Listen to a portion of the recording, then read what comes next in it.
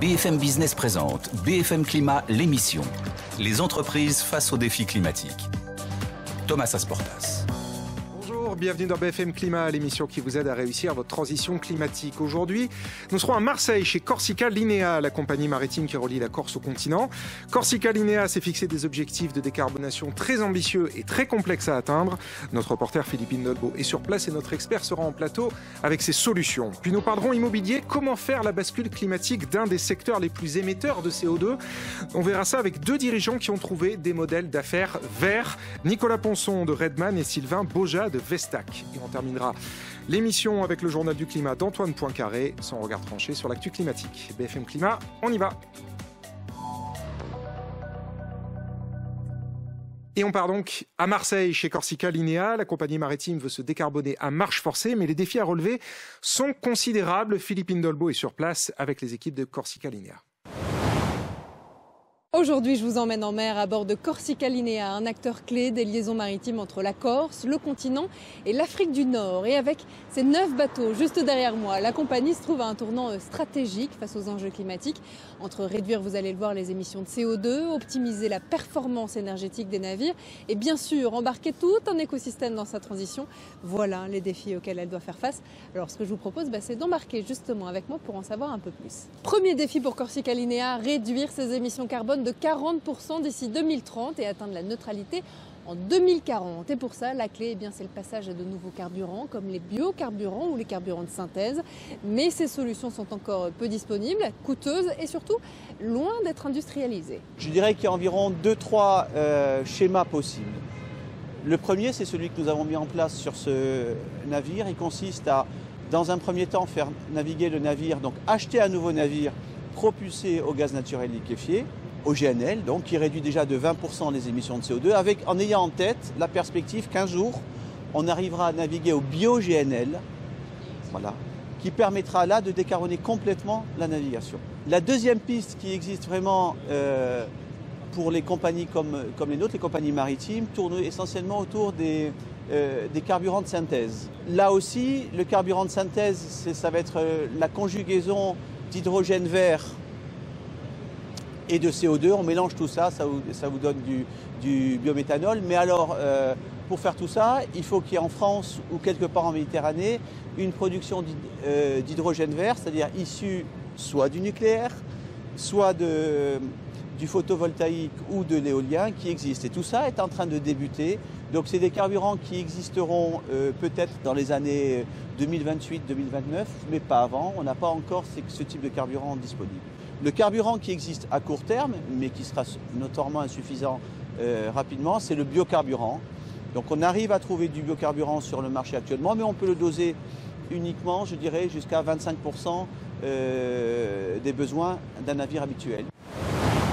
Bonjour Pierre-Antoine Villanova. Bonjour à vous. Merci de nous avoir accueillis dans votre entreprise sur vos bateaux à Marseille. Vous nous avez rejoint en plateau pour qu'on vous aide à avancer, pour qu'on vous apporte des conseils. Et c'est votre voisin de gauche, Benjamin Frémaux, qui va s'en occuper aujourd'hui. Bonjour Benjamin. Bonjour Thomas. Merci d'être là, président d'IDEX, Benjamin Frémaux. On rentre dans le vif du sujet. Toutes ces pistes de carburant, de nouveaux carburants, les carburants durables comme on les appelle, est-ce que c'est une piste sérieuse pour Pierre-Antoine, ou est-ce que c'est trop aléatoire, trop incertain? Alors, c'est non seulement une piste sérieuse, mais c'est presque la seule possible pour décarboner le fret maritime. En deux mots, ça représente le fret maritime 3% des émissions mondiales de gaz à effet de serre, et changer le mix, changer le type de carburant qu'on utilise, parce qu'aujourd'hui c'est essentiellement fossile, c'est du fioul lourd, des choses comme ça. C'est la solution pour arriver à la neutralité carbone. Et donc, effectivement, je pense que tout a été dit dans cette petite pastille reportage, puisque pour faire du biocarburant, il faut des investissements très lourds, à la fois de production d'hydrogène vert et de captation de CO2 ou de réutilisation de CO2, si possible biogénique, c'est-à-dire qui vient de la biomasse. Et ces investissements, on a beaucoup entendu parler l'Europe, l'État français, notamment sur ces sujets ces 4-5 dernières années, mais on voit bien qu'on rentre aussi dans des zones de plus forte turbulence sur le plan budgétaire, et donc ça va être aussi très compliqué de faire émerger ce type d'industrie à très court terme. Bon, il y a quand même des incertitudes sur quand est-ce que ces biocarburants vont arriver, ou ces carburants de synthèse, dans quelle quantité disponible, à quel coût.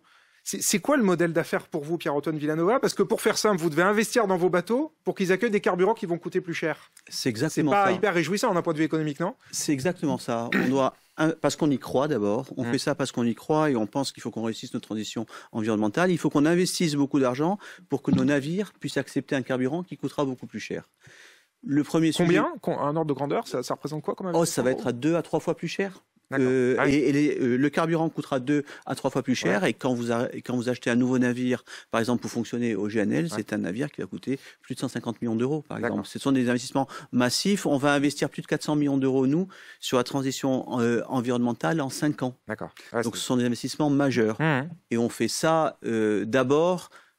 pas parce que des règles nous les imposent. Nous, notre choix, c'est de faire ça parce qu'on y croit, parce qu'on a une vision de notre entreprise à 2030, on veut qu'elle ait une modernité absolue, et une entreprise moderne à nos yeux en 2030, et une entreprise qui a absolument réussi sa transition environnementale. C'est ce qui nous guide essentiellement là-dedans. Bon, des investissements massifs. On va en parler aussi à plus court terme. Ça veut dire retravailler vos bateaux. On retourne sur place avec Philippine.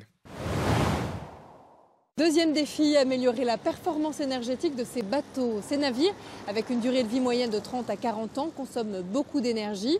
Alors Corsica Linea réfléchit donc à des mesures de sobriété et à comment adapter ces bateaux, les retravailler aussi pour qu'ils consomment de moins en moins. Les 3 sujets principaux qui me viennent à l'esprit et qui sont en cours d'élaboration actuellement sont le travail sur les hélices. On change le design de nos hélices pour réduire la consommation du bateau et avoir une meilleure performance. On améliore également les peintures sous-marines de nos navires avec de la peinture silicone qui glisse mieux et du coup on réduit la consommation. Et enfin, le 3e élément très technique également, c'est changer le profil du bulbe sous l'étrave du navire. Donc l'avant du navire a un design qui est calculé pour la vitesse d'un navire. Et comme on a réduit la vitesse de nos navires, un effet très positif également sur la consommation, on modifie les bulbes de nos navires afin d'avoir une meilleure performance énergétique et optimiser encore le fonctionnement à la mer du navire. Alors, Benjamin, est-ce que tous ces leviers qu'expose le commandant de bord, c'est une bonne piste pour décarboner les bateaux, l'efficacité énergétique avec tous ces travaux-là, ou est-ce qu'il faudrait concentrer les efforts sur d'autres choses? Est-ce que c'est anecdotique? Je pense que c'est même les premières pistes à activer. C'est-à-dire qu'on a entendu 2 choses en fait dans ce que dit le commandant de bord. C'est premièrement la sobriété, c'est-à-dire on réduit un peu la vitesse des navires, donc ça a un impact évidemment sur le temps de trajet, j'imagine, et donc sur le service rendu aux clients. Mais ça, c'est un impact direct, d'une certaine manière, si le client est prêt à l'accepter, c'est tout de suite des émissions de CO2 de gaz à effet de serre en moins. Et après, il y a l'efficacité énergétique. Là, il faut choisir les technologies. Il y en a un certain nombre qui ont été listées par le commandant de bord. Les plus rentables, celles qui ont le rendement à la tonne de CO2 évité ou d'émissions de gaz à effet de serre évité le plus faible. Et c'est par ça qu'il faut commencer presque. Alors c'est par ça qu'il faut commencer, Pierre-Antoine Villanova. Ça se rajoute à ce qu'on disait avant sur les carburants. Est-ce que tout ça, à la fin, ça fait quand même des investissements un peu lourds, qui pèsent trop sur votre marge? Ou est-ce que c'est soutenable d'un point de vue économique et financier? Alors ça pèse beaucoup sur les marges, mais la première décision, c'est le bon sens. C'est-à-dire c'est naviguer moins, uniquement quand on a vraiment besoin de naviguer, c'est-à-dire quand les navires sont remplis. Et la deuxième chose, c'est naviguer moins vite. Et ça coûte pas d'argent. Ça coûte juste du courage. Naviguer moins, c'est moins de volume. Ça dépend. Si on navigue avec des navires qui sont peu remplis, quand on écoute tout ça, c'est pas... c'est comme les livraisons Amazon. Exactement. On a des arbitrages à faire. Donc d'abord, le bon sens, notamment naviguer moins vite. Et ensuite, c'est des investissements à court terme sur les navires pour améliorer la performance énergétique. Notre objectif, c'est d'arriver à moins 40% d'émissions de CO2. On considère que 25% sera ce qu'on a vu au début, c'est-à-dire les carburants, les nouveaux types qui vont arriver. 10% sur l'amélioration énergétique et quand même 5% de ces moins 40 seront avec du bon sens, notamment sur les vitesses de navigation. Ce dont on parle là, c'est 15% quand même, c'est loin d'être négligeable. On retourne une dernière fois sur votre bateau et avec Philippine, parce que pour vous décarboner, vous n'êtes pas tout seul, il va aussi falloir embarquer beaucoup de gens autour de vous.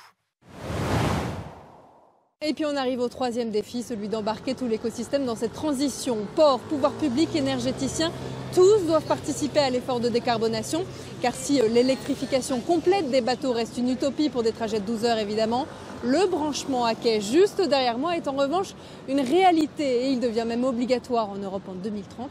mais tout le monde n'y est pas encore. Nous avons lancé l'idée, il y a maintenant quelques semaines, de la création du premier corridor vert entre la Corse et le continent. Alors, qu'est-ce que ça peut vouloir dire? Ça peut vouloir dire, à nos yeux, que l'ensemble des parties prenantes qui sont concernées par ces transitions maritimes entre la Corse et le continent se mettent autour d'une table et réfléchissent globalement au sujet et pas uniquement un sujet technique sur un bateau ou un sujet technique sur les ports. Ça va loin, hein. Peut-être que le premier sujet, c'est le sujet du besoin, hein.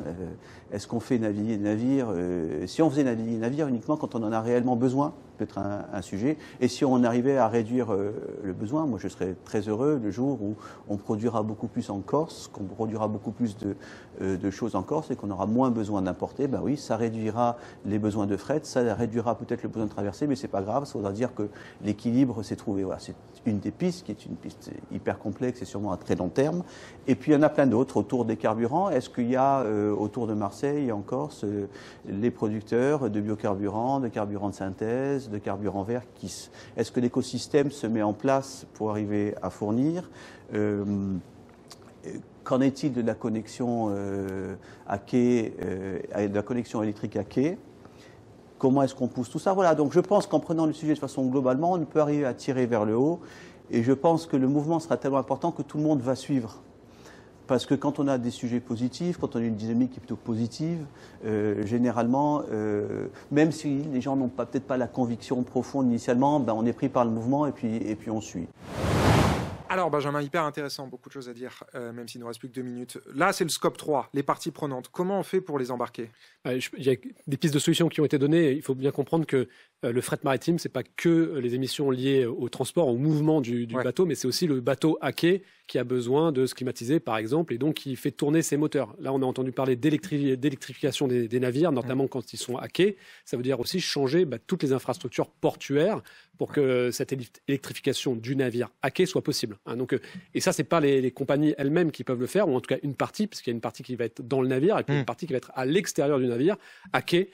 Et ça, c'est d'autres acteurs qui doivent s'emparer de ce type de sujet. Et donc, on voit bien que, et c'est le cas de manière générale dans la décarbonation d'une filière, ça ne peut pas reposer sur un seul acteur économique donné. C'est toute une filière qui doit être concernée. Et en conclusion, Pierre-Antoine Villanova, c'est très intéressant, je trouve, ce que vous disiez. C'est-à-dire que, justement, pour que ça ait lieu, il faut que vous trouviez les mots pour embarquer les gens. La transition climatique, ce n'est pas juste un plan d'ingénieur, c'est aussi émotionnel, en fait. À mes yeux, c'est d'abord émotionnel, c'est d'abord avoir une vision du monde qu'on veut laisser derrière nous. C'est pour ça qu'on se dit, on va essayer d'embarquer autour de nous tout un écosystème, que ce soit, comme il a été dit, les connexions à quai, les ports, mais aussi tout l'écosystème qu'il va y avoir à Fos-sur-Mer, où il y a beaucoup de projets de transition environnementale, de nouveaux carburants qui existent à Fos-sur-Mer, qui est un sujet important.